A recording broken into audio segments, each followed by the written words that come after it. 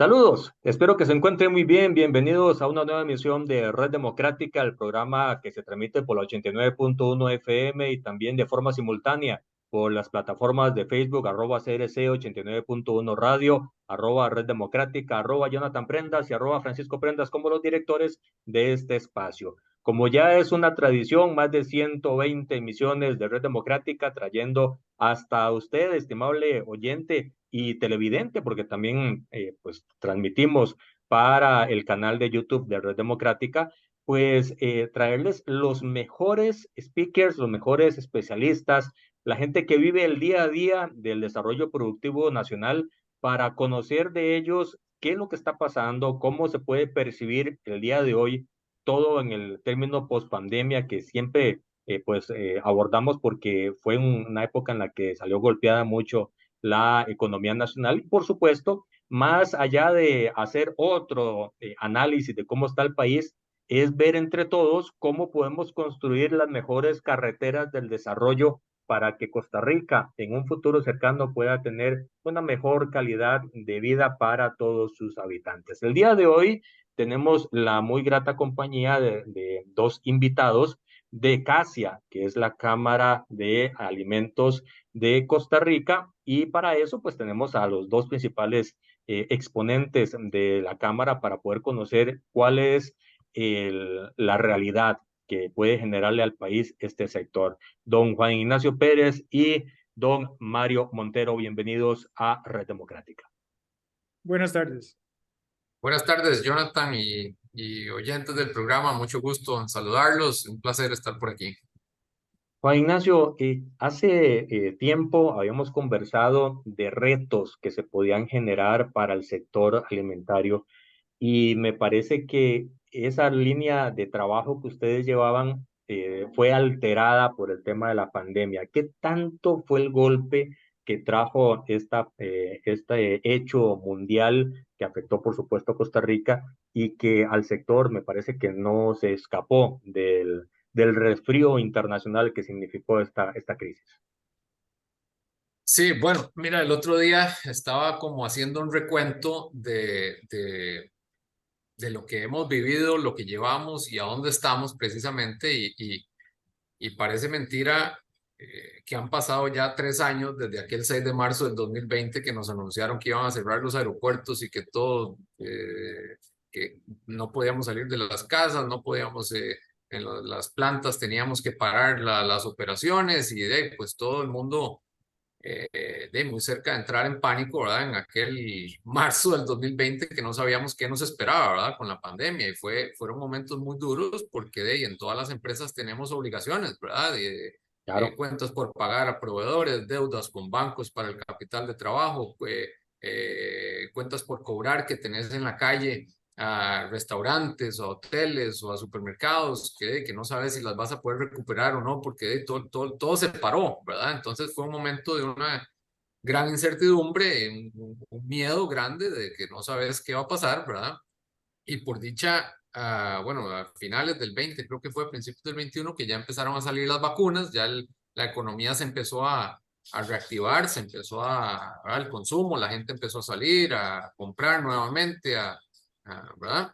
El problema fue que al parar el mundo, por decirlo así, todo lo que son materias primas, granos básicos, inventarios de maíz, trigo, sorgo, soya, todos esos grandes inventarios que hay a nivel mundial, ¿verdad? Porque ese consumo no va al día, ¿verdad? No es un justo a tiempo, como dirían Así los es. japoneses con el inventario, sino que hay reservas mundiales de ese inventario, pero al parar todo en el 2020, esas grandes reservas se consumieron, ¿verdad? Entonces, cuando vuelve a arrancar el switch otra vez de la economía a principios del 21, pues el mundo no tiene esos inventarios. Entonces, la industria alimentaria corríamos riesgos enormes de desabastecimiento, de no poder tener insumos necesarios para poder fabricar nuestros productos terminados y no poder pues, darle de comer a la población, que al final es lo que hacemos, es nuestra gran responsabilidad, ¿verdad? Se sumó en ese 2021 la crisis de los contenedores, no sé si te acordás, aquel Supuesto. canal en en Medio Oriente, que puña, todo se paralizó, luego las navieras decían que no tenían contenedores disponibles, entonces la materia prima sí está, pero no tenés cómo transportarla aquí a nuestro país. O sea, fue un año de retos enormes en cuanto a la cadena de abastecimiento, ¿verdad? De que no hubieran rupturas. Luego en el 2022, o sea, a finales del 21, creímos que ya todo se iba a normalizar y que ya fue puña, vea, por fin vamos a respirar y empezar Y todo el cuando mundo a todos estábamos acomodarnos. tranquilos, Y llegó Putin el siguiente. decide invadir Ucrania y se armó el desmadre que ya conocemos en Ucrania, que Ucrania es el granero del mundo, ¿verdad? Sí. Ahí está pues, gran parte de insumos para fertilizantes, granos básicos para diferentes materias primas de la industria alimentaria. Entonces, otra vez volvimos a problemas de riesgos de desabastecimiento, precios por las nubes de muchísimas materias primas.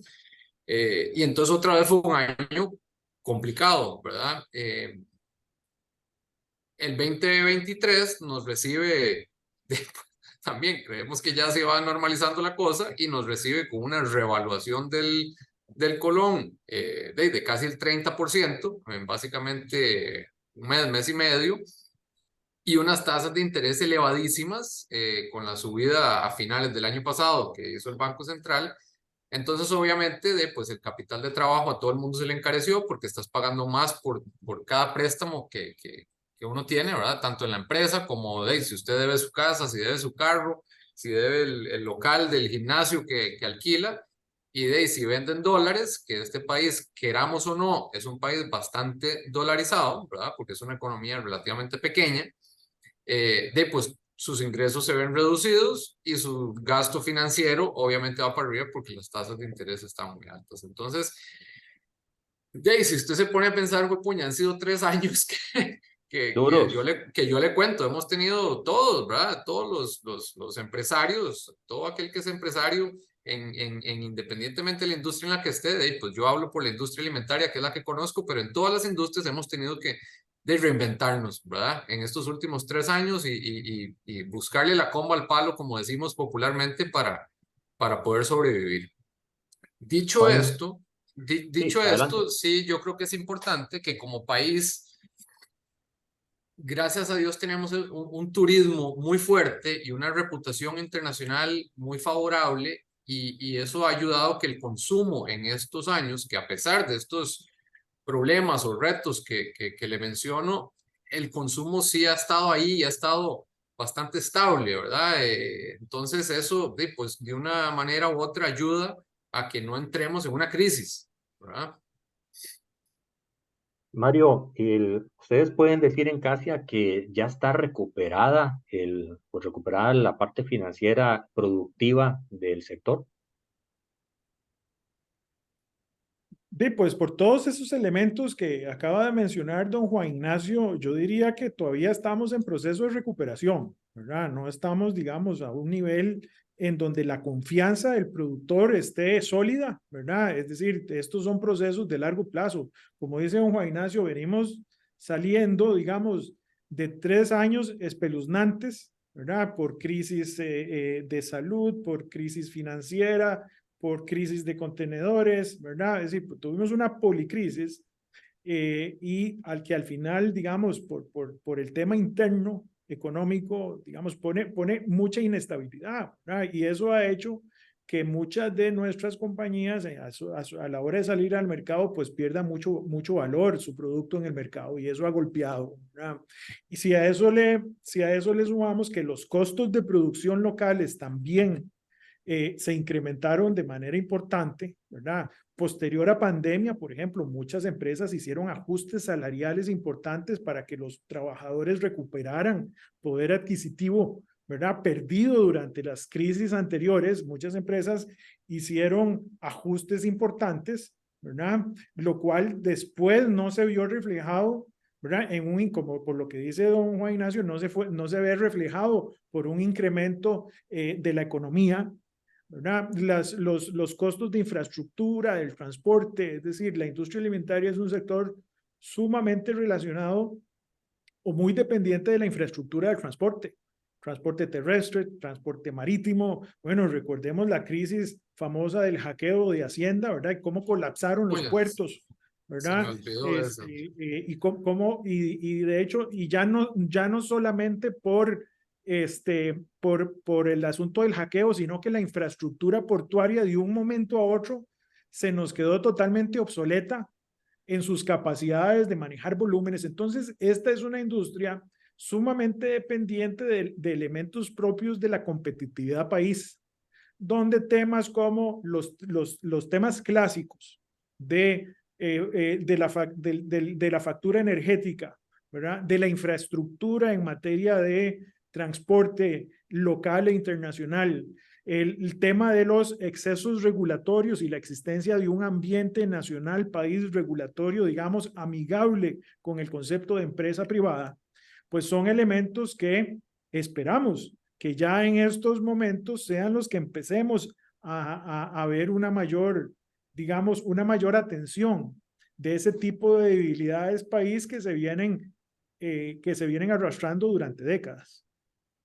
El tema de no estar todavía en el momento pleno lanza la siguiente pregunta, Juan Ignacio. ¿Cuánto falta para que el sector pueda estar estable y que pueda generar esa recuperación más tranquila de todo lo que no se pudo pues, ejecutar en los años anteriores?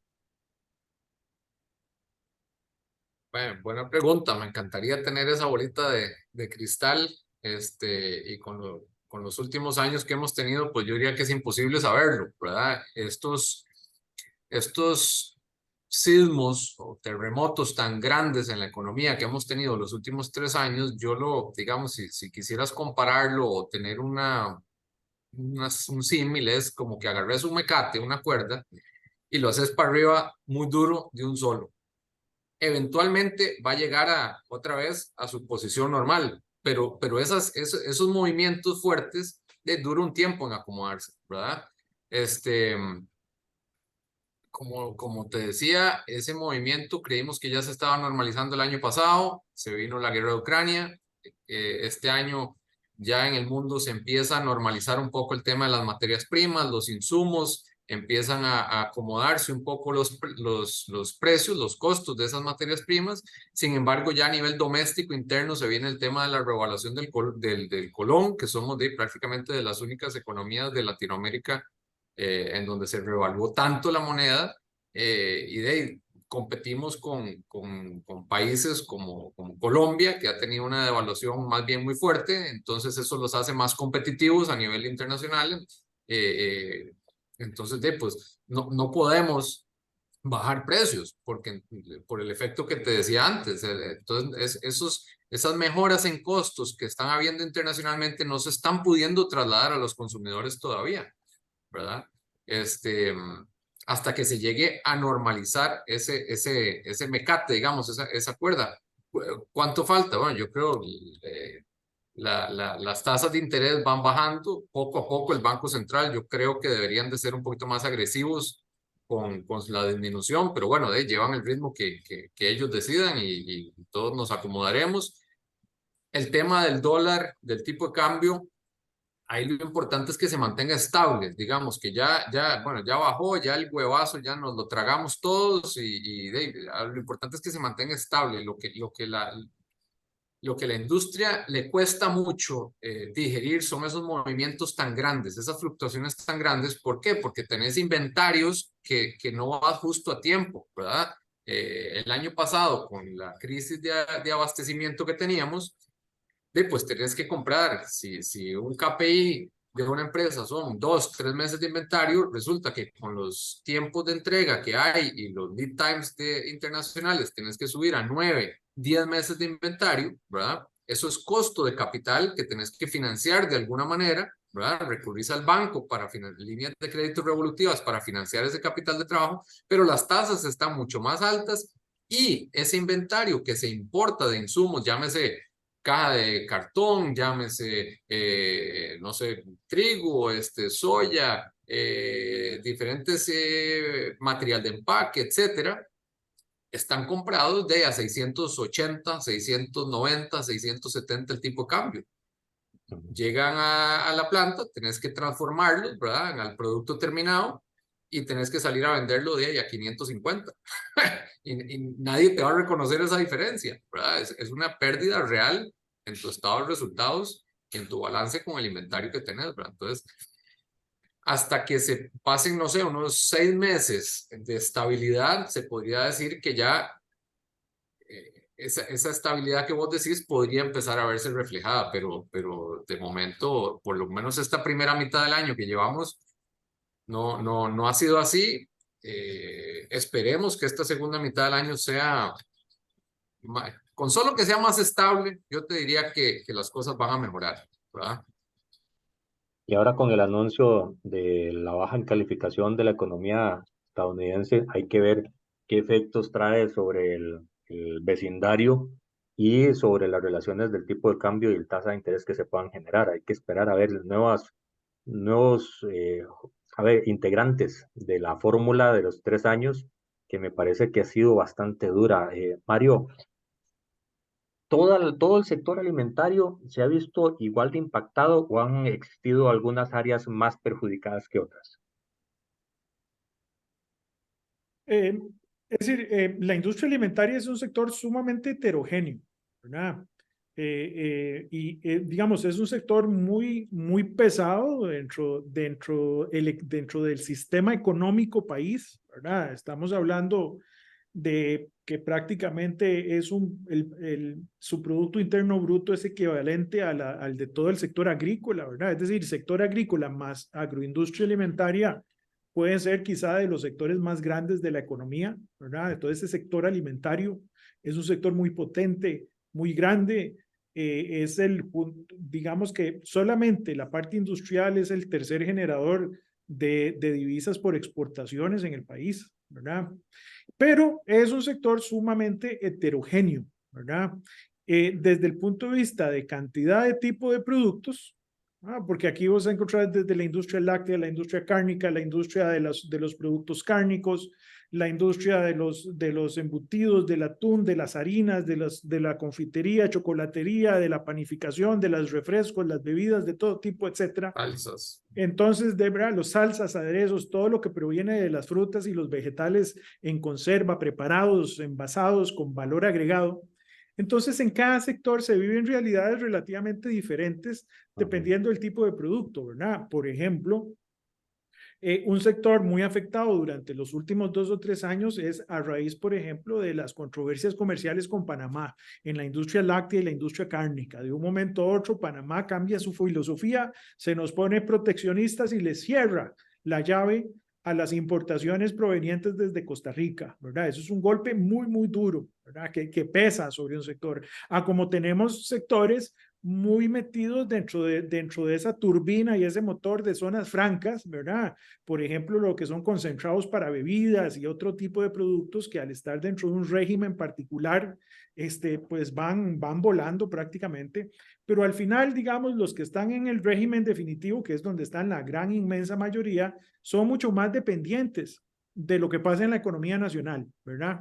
Del comportamiento del consumo, del consumidor, y ahí nos encontramos de todo tipo de cosas, ¿verdad? Porque están desde los que venden, digamos, los alimentos del diario, los arroz, los frijoles, el azúcar, el café, ¿verdad?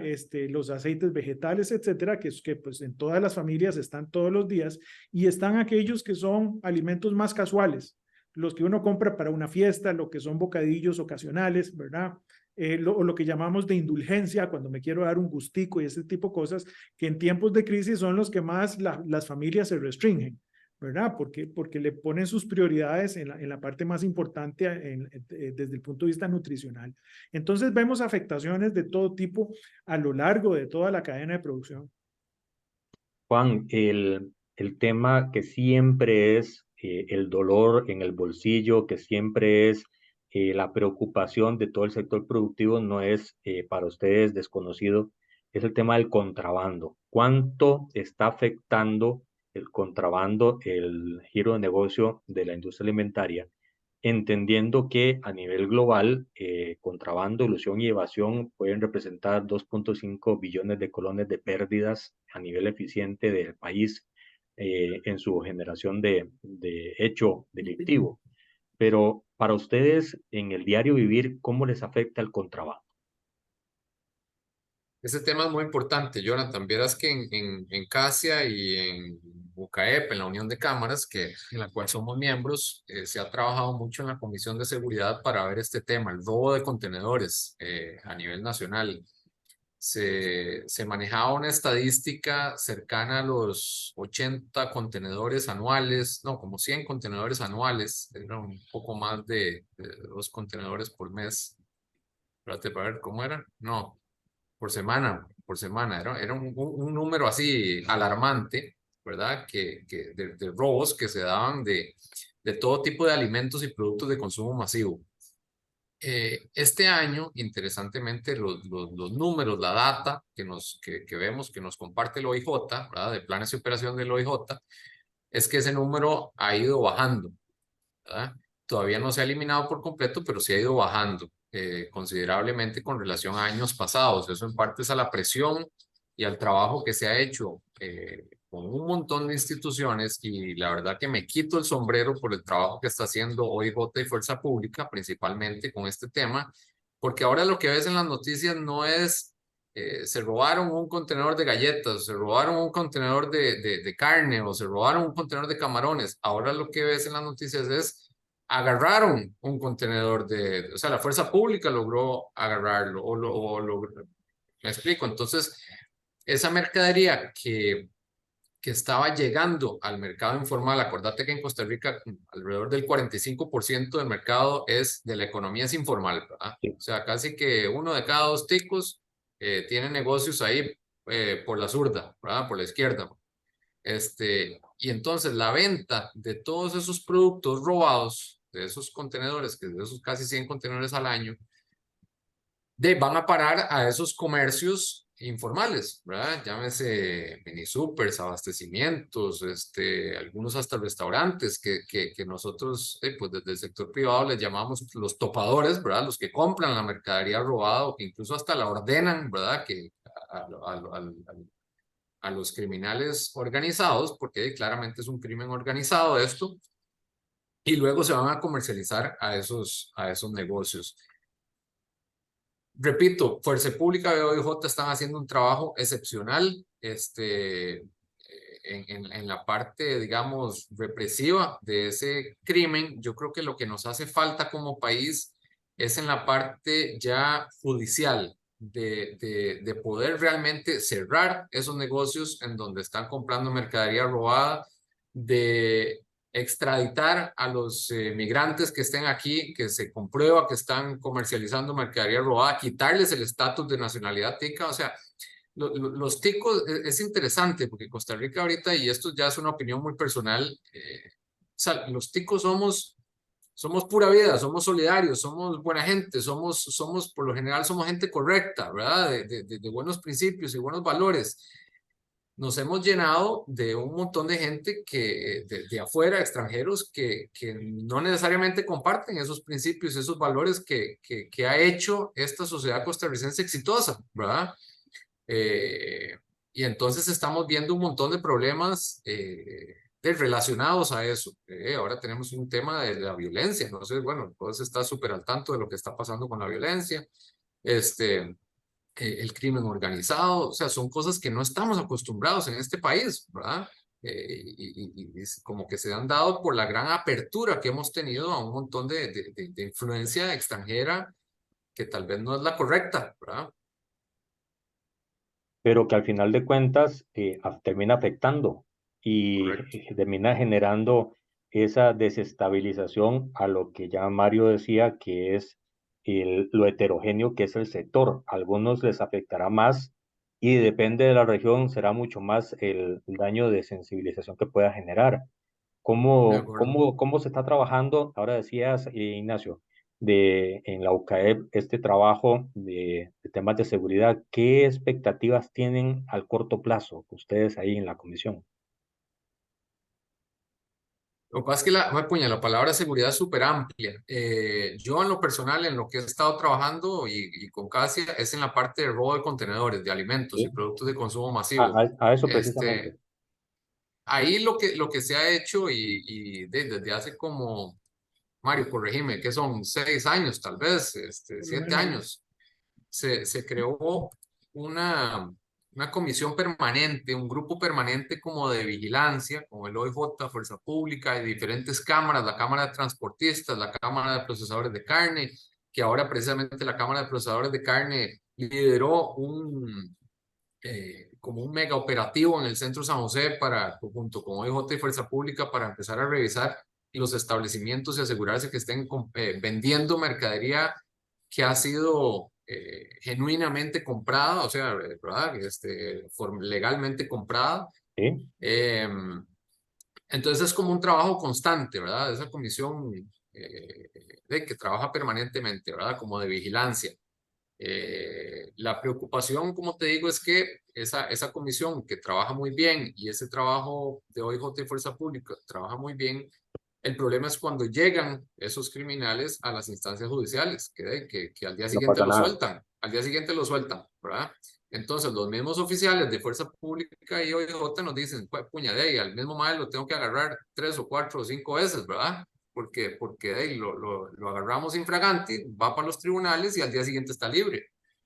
Entonces se vuelve incluso hasta un riesgo para los mismos oficiales, ¿verdad? ¿Cuáles serían las principales amenazas? Esta del contrabando es una, y cuáles serían otras dos o tres que puedas enumerar.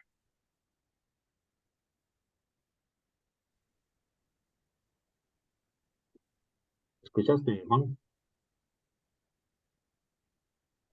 Aló, ¿Me escuchas? a ver, me fui un segundito, ahora sí. Ahora sí, que te preguntaba que tomando en consideración que el contrabando es una de las principales amenazas a la estabilidad del sector, ¿cuáles otras podrían ser en este momento, ya no viendo hacia atrás, sino viendo hacia adelante, las amenazas más fuertes que puedan tener? Yo siento que una amenaza a nivel país grande que tenemos, lo conversaba el otro día con un señor que me invitó a participar en un programa del Reto Siglo XXI, creo que se llama, don Jorge Woodbridge. Yo creo que el problema, el reto más grande que tenemos es en educación en este país. Tenemos un rezago de varios años de educación, eh, educación e igualdad. Y ya te voy a explicar un poco la fundamentación.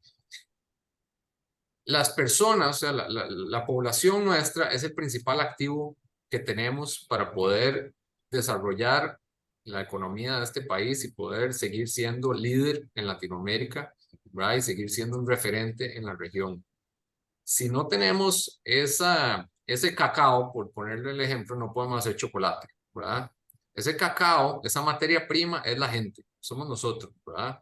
Y si nuestros jóvenes, nuestros muchachos no tienen el nivel de educación necesario, básico, y no hablo solo de educación de aprender a sumar y restar, ¿verdad? O sea, educación me refiero a lo que te comentaba antes también, principios, valores, ética, obviamente la parte ya de ciencias, matemáticas, estudios sociales, todo lo que hace 20, 30 años era casi que era normal. Hoy por hoy, eso no es normal. Vos ves muchachos que llegan a trabajar a las empresas y no, o sea, no tienen esa formación, simplemente no la tienen, ¿verdad?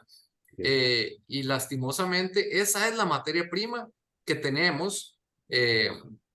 Y de ahí, y si no trabajamos en eso, si no hacemos un cambio drástico en cómo se evalúa y cómo le definimos un norte al sistema educativo costarricense, de ahí yo creo que eso es yo creo que eso es lo que más nos puede afectar a un futuro, porque uno en las empresas, y ya hemos visto, pues uno de ahí se va reinventando sobre la marcha y uno se va moviendo conforme el mercado te va moviendo para un lado, para el otro. Mira, cambiemos empaques, cambiemos fórmulas, cambiemos mercados, cambiemos. Ahí uno se va reinventando, pero si no tenés el principal activo, la principal materia prima de los negocios, que es la gente, ¿verdad? La gente con la que uno trabaja, de ahí difícilmente vas a lograr poder mantenerte a la vanguardia, ¿verdad?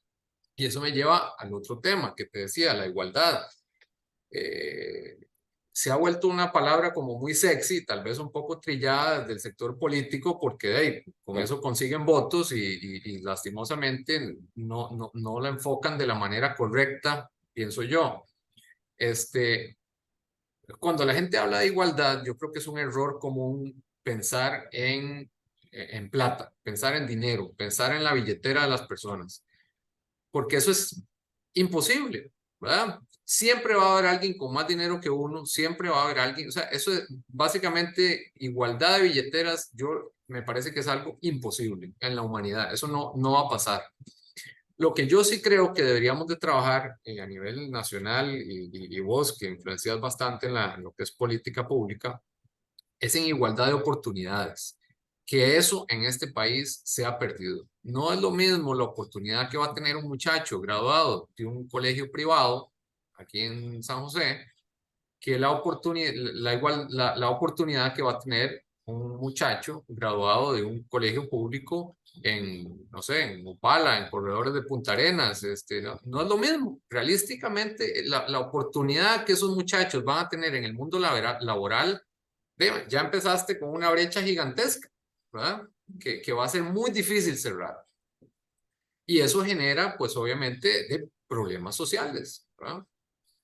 No, y no solo el tema de la desigualdad territorial, sino que precisamente hace unos días conversábamos con un especialista en educación y nos generaba que la receta con la cual estamos educando hoy, que es la misma de hace 30, 35 años, no solo está desfasada, sino que no está dando las alternativas de desarrollo que los muchachos ocupan para poder estar a tono con los requerimientos de la industria, cualquiera que ésta sea, y menos Correcto. con requerimientos internacionales para poder ser sujetos de trabajos atractivos y de generación de desarrollo para el país.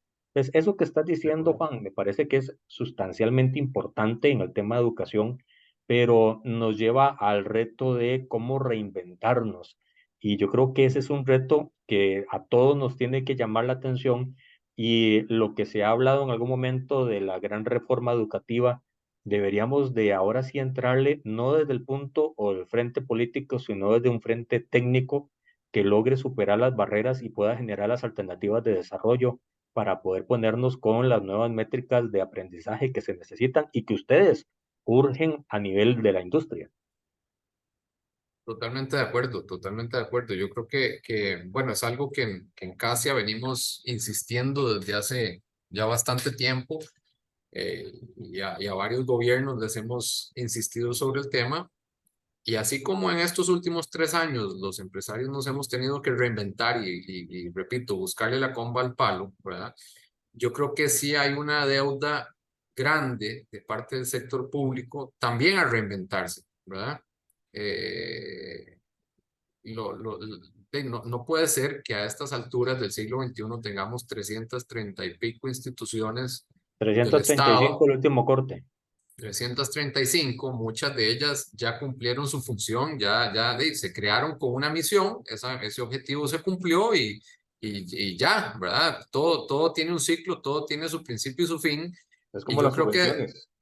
sí, entonces yo creo que es obligación de todo el sector público sentarse a hacer esa reingeniería también, ¿verdad? Al igual que todos en las empresas tenemos que hacer esas reingenierías para mantenernos eficientes, productivos, rentables, porque si no somos productivos y rentables, pues no podemos crecer y no podemos contratar más gente, ¿verdad? Entonces todo es un ciclo. Yo creo que el sector público tiene esa gran deuda con este país. Pero bueno, nunca es tarde. Yo creo que hey, hay gente trabajando en eso. A uno le gustaría que fueran más rápido, que presentaran propuestas más rápidos, porque entre más eficiente y más ágil y más productivo sea un sector público de un país, pues obviamente más dinámica va a ser la economía y más estable va a ser pues la sociedad, pienso yo. Juan, ¿cómo les está afectando? ¿Cuál es la métrica que ustedes manejan sobre los costos de producción? Llámese electricidad, llámese tasas de interés, llámese costos para fiscales como la caja, todo lo que consigna el tema de tengo que producir y cuesta tanto y que eso me está encareciendo los productos. ¿Cómo lo están manejando ustedes y qué les representa? es durísimo o sea, yo creo que el mejor ejemplo lo hablaba hace como 6, 7 meses con el director de una multinacional muy grande, Asociados de Casia, que Costa Rica desgraciadamente no somos un país pobre, ¿verdad? Pero tampoco somos un país rico, ¿verdad? No somos un país ¿verdad? Subdesarrollado en donde las materias primas, los commodities, todo es baratísimo, la mano de obra es regalada o sea, ¿verdad? No estamos ahí, pero tampoco estamos a nivel, digamos, donde tenemos la tecnología o el valor agregado de los grandes países desarrollados del mundo, ¿verdad? Entonces estamos como en ese punto medio con una mano de obra carísima, básicamente, porque somos de los únicos países que tiene pues, la caja del Seguro Social, ¿verdad? Que es una muy buena cosa desde el punto de vista social y creo que todos estamos de acuerdo con eso, pero la carga y el costo que eso representa tanto para el empleado como para el empleador, ¿verdad? Es inmensa y nos resta competitividad versus nuestros vecinos inmediatos, ¿verdad? Eh, pues básicamente nos obliga a buscar más valor agregado, más ciencia, más tecnología para poder competir con productos de un precio, un valor más alto, porque en commodities pues no vamos a poder competir, ¿verdad? No tenemos esos costos. Para darte un ejemplo, me hablaba hace unos meses el gerente de Procomer, Pedro, y me decía pues, que contratar un empleado, un operario en Tennessee de Estados Unidos era más barato que contratarlo aquí en Costa Rica.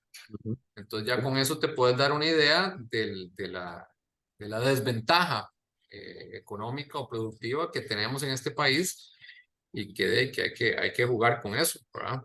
Hay dos elementos que te sumo a la ecuación. Uno, que Costa Rica es de los países con salario mínimo más alto, $650 en promedio mensual. Y dos, es el tema de que cada 100 colones, según reporta Banco Mundial en algunos de sus números, y no de ahora, sino hace 2, 3 años, de cada 100 colones que el sector privado produce, 58 son para cargas fiscales y para fiscales. Quiere decir que para todo este tipo de investigación, innovación y desarrollo, pues no queda mucho oxígeno si se quiere pagar infraestructura, pagar materias primas, pagar salarios y que quede alguna rentabilidad porque las empresas privadas no son sin fines de lucro. Y sumándole a eso, yo creo que el sistema incentiva o promueve o premia la informalidad, porque obviamente pues el trabajo formal, o sea, tener empleados formales, pues obviamente cuesta un montón de plata. Si yo le digo a usted, mire, Jonathan, ok, empieza el mes entrante, le voy a pagar $1,000, su salario es $1,000, ¿verdad? Al mes, de usted le van a entrar 750 y a mí me va a costar 1,500, ¿verdad? Eso así en números así rápidos, fáciles, ¿verdad? Por ahí anda la cosa. Entonces, ¿qué pasa? La mayoría de la gente dice, pues, ¿para qué me voy a meter yo en eso? Pues puñe, con lo que cuesta de estar en la caja y no permite la flexibilización de horarios y no permite un montón de carajadas entonces incentivan la informalidad. Obviamente, cuando ya las empresas crecen a cierto tamaño, pues ya no pueden estar en ese esquema, pero una pequeña, una microempresa, una pequeña empresa recién empezando es imposible, man. No puede, no le dan los números, no hay forma. De aquí en adelante, Juan, y bueno, a ver, primero, antes de entrar en la parte futurista del programa, que es dónde se ven a ustedes a un corto plazo, partiendo de que, si bien es cierto, como decías, no hay una bola de cristal, manteniendo ciertos indicadores estables, hay un tema que en las últimas horas fue resorte de opinión pública y es el tema del etiquetado, que, a ver, no es necesariamente directo de la producción de ustedes, pero que sí genera ruido alrededor de todo el sistema productivo y de comercialización. ¿Cómo es que se maneja este tema del etiquetado? Porque me parece, y escuchando las dos versiones, si bien es cierto hay que respetar la ley, también hay que cambiarla para poder ponerla a tono con las necesidades de salud de las personas. ¿Cómo lo están manejando desde casa? Mira, es un tema que no es que lo vemos de lado, nos afecta directamente, ¿verdad? Directamente nos afecta ese tema y lo hemos venido manejando en la Cámara desde hace ya muchos años. Este tema no es nuevo en la Cámara. Y yo creo que la explicación de hoy en la mañana en Amelia Rueda de Mario Montero, director ejecutivo de la Cámara, e incluso de la ministra Munieve, yo creo que fueron bastante claros. Y yo, si quieres, te voy a dar un poco más mi opinión. Definitivamente, el etiquetado nutricional tiene una oportunidad para mejorar. O sea, si vos agarras cualquier producto en un supermercado y le lees la tablita esa nutricional, pues tenés que tener un cierto conocimiento de lo que estás leyendo para poder entenderlo, ¿verdad?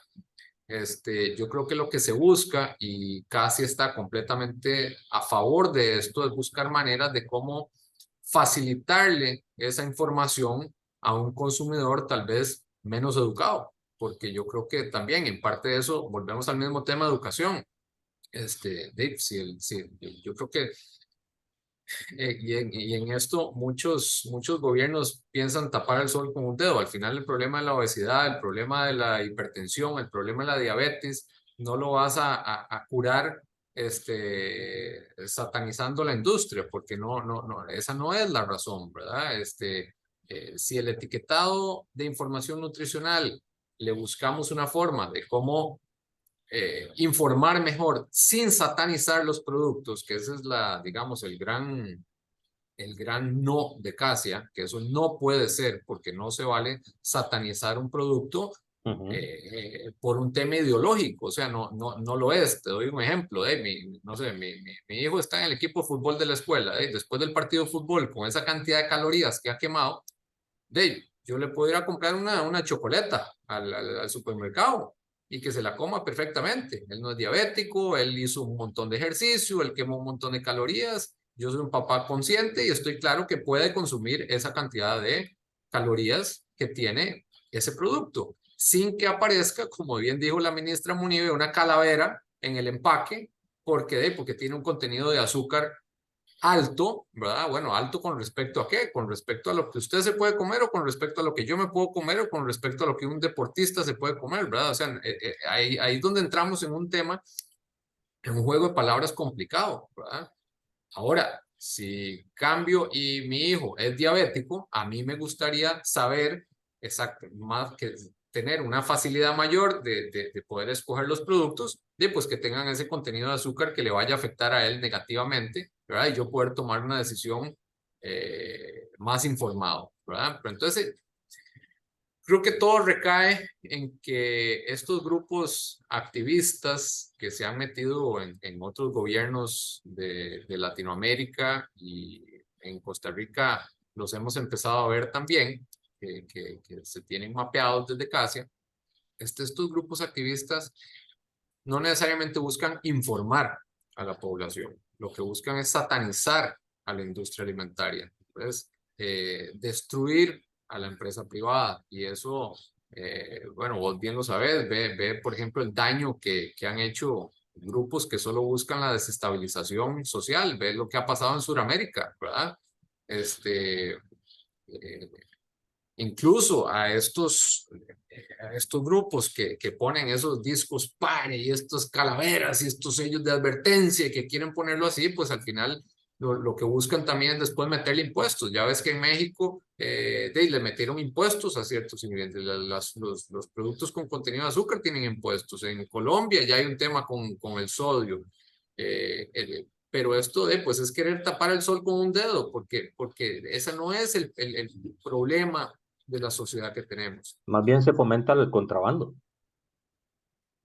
Sí, y la gente lo va a seguir consumiendo. Entonces no estás resolviendo el problema. Esa es digamos, lo que a nosotros nos da un poco de rabia porque, vamos a ver, ¿cuánta gente en el barrio donde vos vivís, cuántos chiquitos, vos llegas al barrio y cuántos están mejengueando, jugando fútbol en la calle, andando en bicicleta, andando? Muy pocos, ya no ves. Ahora los jóvenes están pegados al PlayStation, pegados al Nintendo o sea, vivimos en una sociedad cada vez más sedentaria, con muy malos estilos de vida, ¿verdad? No fomentamos los estilos de vida saludables. Entonces, echarle la culpa a algo que no es simplemente para tapar el sol con un dedo, o sea, volvemos al mismo tema, esto es un, yo creo que es un problema muchísimo más amplio y se tiene que abordar de una manera más integral y más responsable, ¿verdad? O sea, no sabes lo que me alegra escuchar a un Ministerio de Salud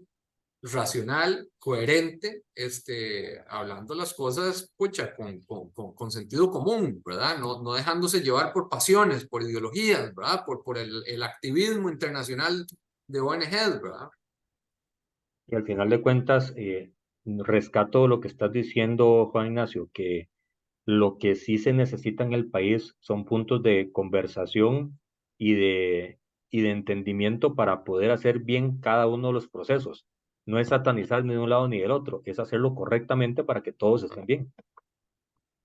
Y para lograr el resultado que realmente querés. O sea, todos queremos el mismo resultado. Todos queremos tener una sociedad más saludable, ¿verdad? Todos queremos que la gente tenga mejores estilos de vida. Todos queremos que la gente se alimente de una manera más balanceada, de acuerdo a sus requerimientos personales. Es que son temas muy puntuales, ¿verdad? Yo te puedo decir, yo viví una juventud de atleta, yo fui deportista, digamos, bastante, entonces a uno lo enseñaban, vos sabes exactamente cuántas calorías quemas, sabes cuántas calorías tenés que recuperar y sabes cómo balancear esas calorías que tenés que recuperar ya con los diferentes nutrientes, azúcar, fibra, grasas, proteínas, porque necesitas un balance, necesitas de todas, ¿verdad? Ahora, si no tenés ese conocimiento de lo que cada uno necesita, pues al final terminás alimentándote de una forma que no es balanceada y genera esas diferencias, ¿verdad? Esos sobrepesos, esos temas de diabetes, etcétera, etcétera. Pero entonces no es culpa solo de una cosa, ¿me entendés? No sé si lo Sí, estoy explicando bien. sí, sí, no, totalmente claro. Y es una perspectiva amplia que se puede, pues, seguir profundizando con el pasar del tiempo, porque me parece que hasta que no se encuentre una solución ya definitiva, este tema seguirá estando sobre el tapete cada ciertos momentos del año. Juan, para ir terminando, en los últimos 4 minutos que nos quedan de programa, ¿dónde ven ustedes como referentes de la industria a este sector de la producción en un corto tiempo? ¿Dónde lo planifican ver en la curva de producción, de crecimiento y de estabilidad? Mira, la industria alimentaria, yo creo que una de las cosas bonitas que tiene es que es una industria bastante estable. No tiene picos de crecimiento ni caídas tan grandes, tan marcadas como otras industrias, ¿verdad? Por lo general, lo que es alimentación es bastante estable. Entonces, desde ese punto de vista, yo creo que vemos pues, con optimismo el futuro cercano. Eh, Sin dejar de lado los retos que tenemos, ¿verdad? Los altos costos de producción, los altos costos de mano de obra, las deficiencias en infraestructura que tenemos como país, ¿verdad? No puede ser que un camión que lleva productos de aquí a Guanacaste, que son 250 kilómetros, no puede ser que dure 8 6 horas. horas, 7 horas, 8 horas. No, eso es inconcebible, ¿verdad? En un país que aspiramos o que nos lo aplicamos de que somos desarrollados, ¿verdad? A veces. Sí, Eh, entonces son esos grandes retos que tenemos, pero de ahí es lo que es y yo creo que es una industria que ha probado ser resiliente, constante, responsable, porque si ya ves los últimos años no ha habido desabasto en el país de absolutamente nada, o sea, todos nos hemos puesto la camiseta y realmente se ha logrado pues mantener ese abastecimiento constante. De ahí, el perfecto. reto va a seguir buscando siempre productos de valor agregado, ¿verdad? Para diferenciarnos y tratar de salirnos de los commodities en los cuales pues no competimos a nivel internacional, ¿verdad? Para terminar, Mario, la innovación, ya la decía Juan Ignacio, es importante. El, hay sorpresas que pueda generar esto de la investigación internacional para mejora de los productos nacionales. Y cuando digo sorpresa es mejores condiciones, hay un mejor factor de investigación para el desarrollo. Podemos esperar los costarricenses de la industria alimentaria una constante mejora en el corto tiempo. Estás con el micrófono apagado, Mario. Claro que sí, don Jonathan. Mire, y la magia de la industria frente a los desafíos que tenemos es impresionante. Por ejemplo, mire, hoy en día, al sector alimentario como un todo, del cual nosotros somos el último eslabón de esa cadena de producción de alimentos, se nos presentan muchísimos desafíos, ¿verdad? Se nos dice, al 2050 tenemos que alimentar aproximadamente 9.000 millones de seres humanos en este planeta. Y además tenemos que hacerlo respetando los mejores estándares de protección medioambiental, ¿verdad? Tenemos que hacerlo sin generar desperdicios de ningún tipo, ¿verdad? Tenemos que hacerlo de manera produciendo para atender todas las diferentes necesidades nutricionales de la población, tanto los que tienen carencias como los que están alimentándose con excesos, produciendo problemas importantes a raíz de problemas importantes de malnutrición en la población, ¿verdad? Y además tenemos el enorme reto de recuperar toda la destrucción de empleos que se generó durante 2020 y 2021, ¿verdad? ¿Verdad? Entonces, cuando uno conjunta ese tipo de desafíos, el tema que usted toca es trascendental.